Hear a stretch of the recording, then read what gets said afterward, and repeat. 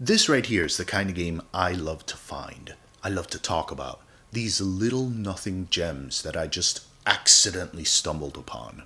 It's 2 in the morning, I'm not yet sleepy.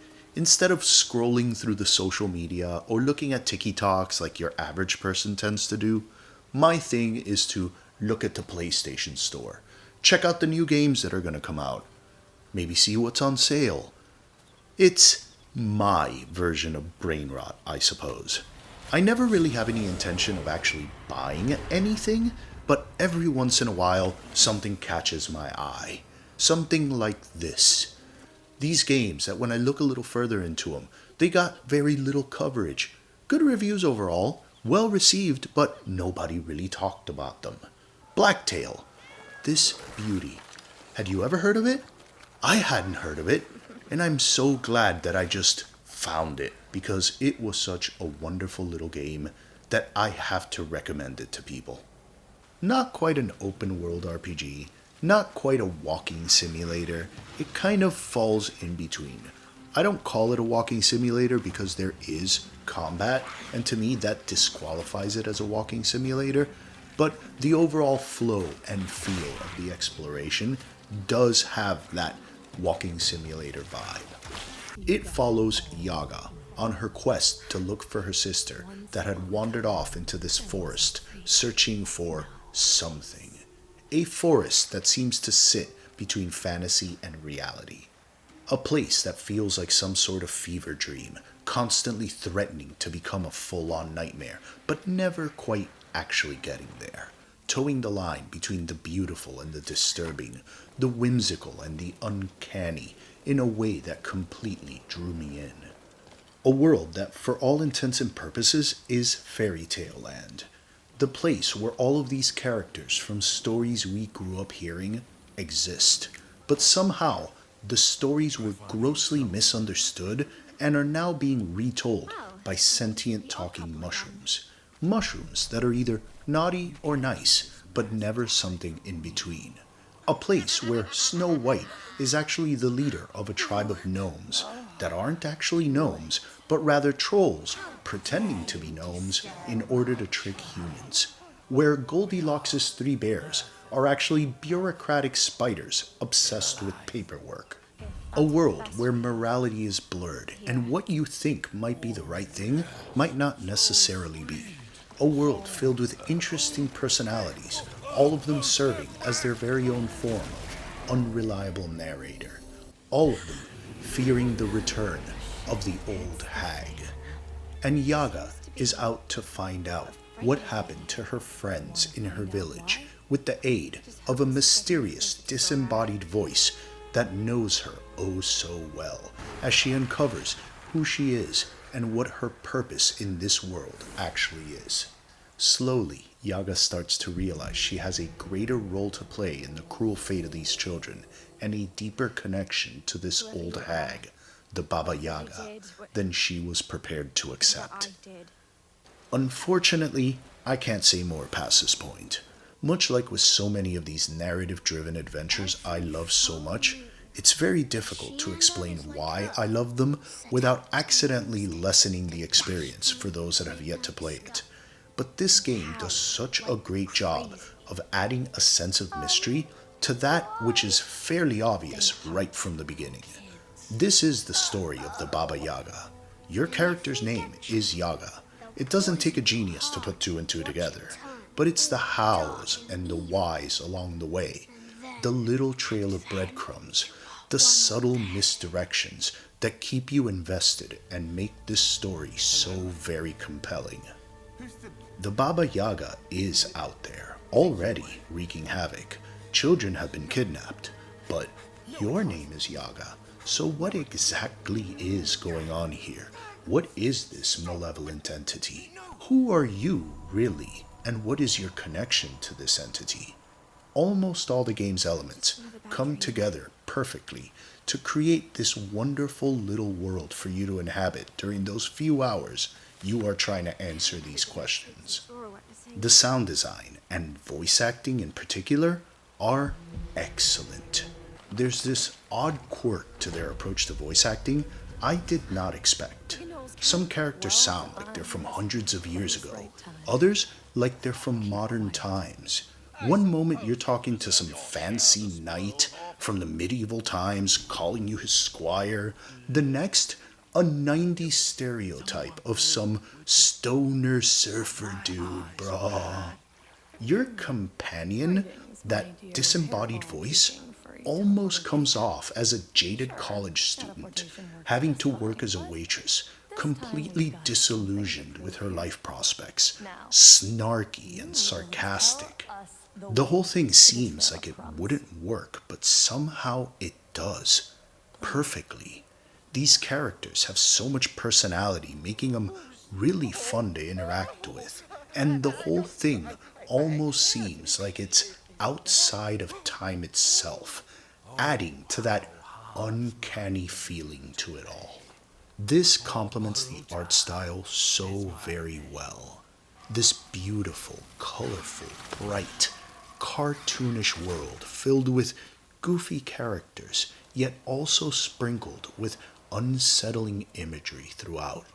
You're just minding your own business, and out of nowhere, the Baba pops up, for just a split second, only there to take you out of this comfort zone. The very aesthetic itself keeps on lulling you into entering.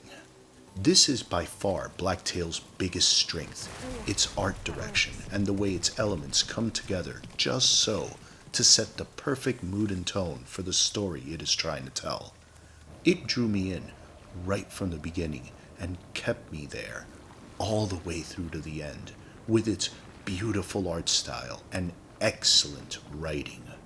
It's in the gameplay department where I do feel they fell just a bit short. Some things could have used a touch more refinement. Just a touch. Two areas in particular, the morality system and the combat. Blacktail uses this old school, binary, black and white, good and evil type thing, which you don't really see in games so much anymore. I remember this really being a thing back in the late PS2, the PS3 era, but over the years it's kind of fallen out of favor. That makes sense that it has because it was never really well implemented, especially in the evil side of things, where you're kind of just an asshole for its own sake, a total dick. There was no depth to it, no nuance, it was boring, and the only reason you'd want to do it is for the powers it unlocked. Blacktail approaches this slightly differently. There's an internal logic to where what you think is the right, the good decision might not actually be. There were some times where I thought I was making the good guy choice, so to speak, and it turned out to be the wrong choice. This was really refreshing, where the right and good, the moral and ethical thing to do is actually to let a character die, or even have him brutally killed. You'd think that you're trying to save everyone's life, but sometimes that's not necessarily the case, and its internal logic remains consistent to where there is a moral ambiguity to all of it. Unfortunately, the game does not follow through on this. Your choices affect NPC dialogue options, certain interactions with the characters in this game world. It does affect certain things, but ultimately, there is no true consequence for your actions. It does not significantly affect the ending in any meaningful way. There aren't any multiple endings for this. It renders this morality system more of a novelty, to where you could just disregard all of it and it would affect practically nothing. That was disappointing to me. Then there's the combat. I wouldn't call the combat disappointing, it's more typical. A lot of these walking simulator hybrid type games usually have the combat as their weakest element. Blacktail is no exception. It all controls well, functions as it should. You have your bow and arrow, different arrow types, this area of effect, push power, shotgunny hocus pocus thing, and your broom, which draws the enemy aggro, allowing you to go to town on them. The real problem with all of it is the enemy AI. There's decent enough enemy variety, I suppose, I could go with a few extra enemy types, but I'm fine with what's there. They do come in two basic forms though, the ones that shoot stuff at you and the melee ones. The real problem lies with the melee ones. They have one agenda: bum rush you. Straight line charge at all times. This creates this scenario where you're effectively just running away from them, creating just enough distance to turn around, maybe use that AoE attack and take out a bunch of the little ones, or pick apart the larger ones with your bow and arrow until they get close enough for you to have to rinse and repeat. There are a fair amount of times throughout the game where many enemy types are around you at all times, creating these frantic and frenetic scenarios that were a lot of fun, but the basic strategy remained the same. It also felt like the broom was some sort of deliberate workaround for this bad AI. You lay that sucker down, all the enemies are now focused on it, shooting it, or bum rushing it and attacking it, giving you enough time to just shoot at them without being constantly attacked, constantly bum rushed. It was fine for the most part, but the combat is definitely the weakest point of this game. Relatively speaking, because it itself was entertaining enough for me to not necessarily say it's a weak point. The bosses were also a bit of a mixed bag for me. The main quest bosses were mechanically interesting enough, but each one was a slight iteration of the previous one. They were a bit too samey for my tastes. Ironically, the bosses not related with the main quest, the random ones you encountered or the ones connected to a side quest, were far more interesting to me. And that's usually the exact opposite of how other games operate. I found that to be a bit funny, but overall, I was fine with the bosses. I don't hate them, I don't love them, they just are. Although, I really did enjoy the final boss. Even though it was another iteration of the previous main quest bosses, it was really exciting to me and put a perfect little bow on the entire story. Great stuff there. Look, here's the thing, okay? If I'm being completely honest with myself, honest with you, which I'm always gonna be, these shortcomings were completely negligible to me. They're merely things I did notice, therefore must point out, so you can make the most informed purchasing decision possible. They, in no way whatsoever, detracted from the excellence of Blacktail. The morality system may not have been fully fleshed out, but it does not alter the flow of the story in any significant way. The combat is serviceable. There's plenty of games out there, so many games that do combat far better. But it's fine.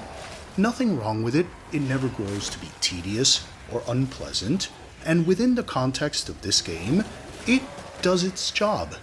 Not excellently, not poorly, well enough. Blacktail's biggest strength is in its story, and in that regard, it totally hit it out of the park. The atmosphere, the mood, the tonal shifts from whimsical to dark and back around again fit a child's fairy tale perfectly. You look at some of the source material, them shits could get pretty dark sometimes. Blacktail nails that vibe. I had such a memorable experience with this game. I wish I could talk more about its story, the little beats, the changes in gameplay style during Yaga's flashback sequences. I just can't. It would lessen the experience for those of you that have yet to play it. There are too many games like this. Games that get lost in a sea of titles, released every day, every month, every year, completely forgotten. There are so many outlets covering the big name titles. Too many, to the point of exhaustion. Not enough of them give the recognition to games like this. These lovely little gems that you, myself included, never even knew existed. If I could use my platform to shine a light, However dim it may be, on games like Blacktail, I am using my platform for the right reason. This is a wonderful game, and if I could get one of you to play it, I say this all the time, but if I could get one of you to play it, I did my job. And I hope you enjoyed it as much as I did, because it deserves a lot more love than it got.